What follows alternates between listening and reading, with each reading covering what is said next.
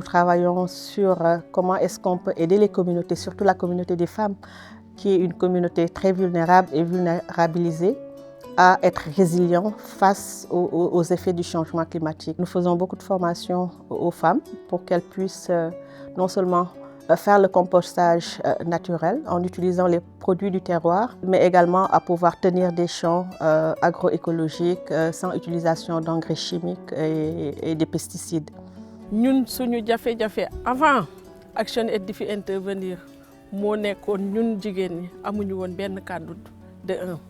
Beneen bi ci tegu ñun jigéen ñi nga xamante ne ñoo dëkk dans les îles ñu nekkoon jigéen ñu néew doole. Lu tax ñu néew doole suñu koom-koom tollul noonu te li nga xamante ne moom la ñuy liggéey buñ ko liggéeyee ba pare pour génne ko aussi nekkoon suñu jafe-jafe bu métti. On avait d'énormes difficultés liées à la conservation, c'est-à-dire dans certaines zones actuellement les femmes peuvent avoir des frigos solaires, pouvoir vraiment conserver certains produits et avant on ne les avait pas. Les séchoirs solaires on ne les avait pas. Donc vu ce pléthore vraiment de difficultés qu'on avait, on peut dire quand même l'intervention de ActionAid était venue à son heure pour apporter vraiment un appui et propulser vraiment le développement au niveau de nos collectivités territoriales.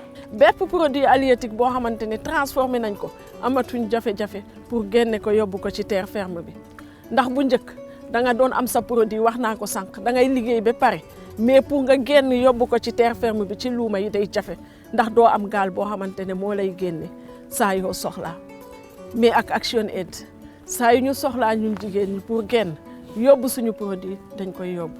Sur le plan de l'autonomisation, on a vu que aussi les femmes ont véritablement accès maintenant aux intrants agricoles.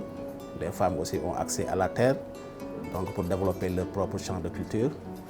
Aussi, on a vu une meilleure dynamique organisationnelle au niveau des femmes à travers des cercles qui leur permettent de développer des activités génératrices de revenus pour renforcer leur autonomisation. Léegi daal sonnatuñu daal parce que bu njëkk ñun mënaluñ suñu bopp dara ñun jigéen ñi.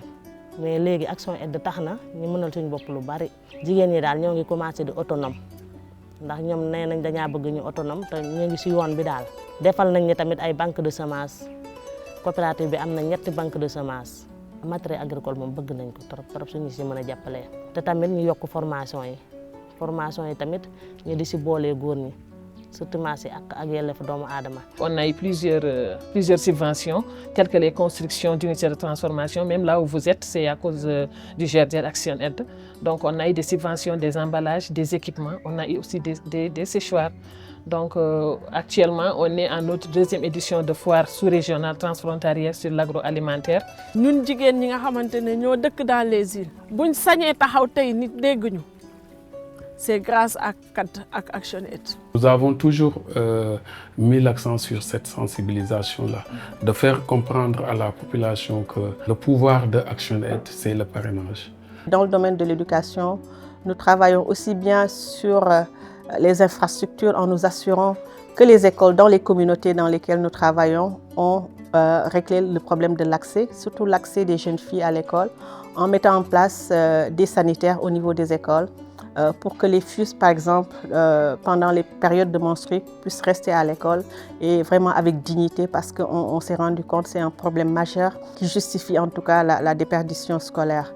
Nous travaillons aussi à l'équipement des salles de classe, mais également dans le soutien aux écoles pour qu'elles puissent acquérir du matériel scolaire pour aider les populations appauvries à rester à l'école. Conformément à la directive de l'Union africaine, que les États puissent investir au moins 20% de leur budget au niveau de l'éducation. Au niveau du Sénégal, c'est déjà acquis.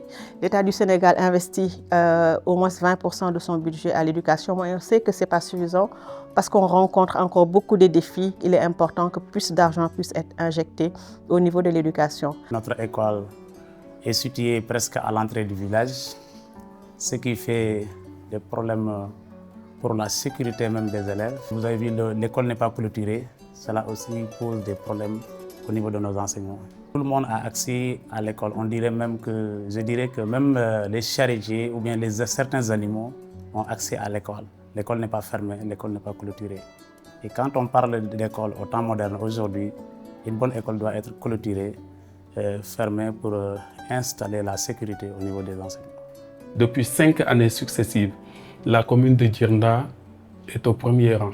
Donc la commune de Djirnda occupe la tête du département, tant au niveau du certificat, au niveau de l'entrée en 6e et au niveau du BFM, depuis 5 années successives. Donc ça, c'est des résultats que nous pouvons noter.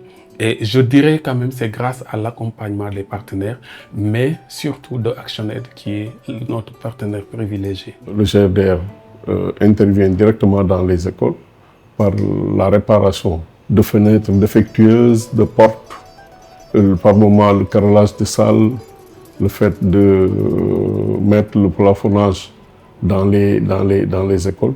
Donc, vu les problèmes que nous rencontrons dans l'établissement en ce qui concerne la reprographie, donc ça posait d'énormes difficultés. On est confronté à un problème de machine de photocopieuse. C'est en ce moment que j'ai collaboré avec le GRDR et avec ce projet-là, nous avons pu obtenir un risographe qui nous a beaucoup soulagés dans le travail. On veut vraiment que GRDR et ActionAid nous aident à embellir nos établissements et surtout encore mettre à la disposition de ces établissements des blocs d'hygiène en ce qui concerne surtout les filles. L'année dernière, le GRDR nous a aidé à réfectionner un bloc d'hygiène ici que je voudrais mettre aussi à la disposition des filles. C'est-à-dire en période de menstrues, ces filles ne quittent pas l'école pour entrer à la maison. Leur intervention aussi est trop importante au niveau des salles de classe. Parce que toutes les salles délabrées ont été réfectionnées en 2019 par ActionAid. Cette année aussi, l'année dernière, en 2024-2025, on a retenu que vraiment ActionAid a fait des efforts au niveau de l'école Babacar Thior. Ils ont pu réfectionner 2 salles de classe très délabrées qui étaient même à bord de tomber. Et maintenant, on n'a plus de problème de sécurité au niveau de ces salles. C'était des salles impraticables.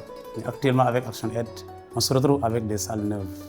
Parce qu'au départ, notre école n'avait pas de bloc sanitaire, de toilettes où les élèves pouvaient faire leurs besoins. Ils étaient obligés d'aller à la maison. Et là-bas, le maître de la classe perd beaucoup de temps pour les attendre. Ou bien certains élèves ratent même des séquences de cours. Mais avec leur participation, ils nous ont construit un grand bloc sanitaire. Dans le cadre de la promotion des droits à l'école, ActionAid a fait beaucoup de choses à notre niveau. Parce que, comme je l'ai dit tantôt, au départ, l'école était dans des situations très difficiles. Les jeunes activistes n'ont pas attendu leur appel pour venir nous aider. Ils ont même construit des bancs écologiques pour les élèves, pour assurer le repos des enfants pendant les récréations. Auparavant, moi je n'ose même pas parler ou aussitôt à être à la tête d'un mouvement de la jeunesse. Mais aujourd'hui, on constate au niveau d'ActionAid, les filles dominent les hommes. Même à notre réalisation des bancs écologiques dans les écoles. Les investissements concernant l'accès sont importants, mais aussi en même temps, si on peut à nouveau augmenter vraiment leur participation dans les écoles, cet aspect patriotique, cet aspect de citoyenneté aussi, la prendre en charge aussi, c'est quelque chose de très important. Tout ce qui est violence basée sur le genre, mais également sur tout ce qui est pratique néfaste comme les mutilations génitales féminines.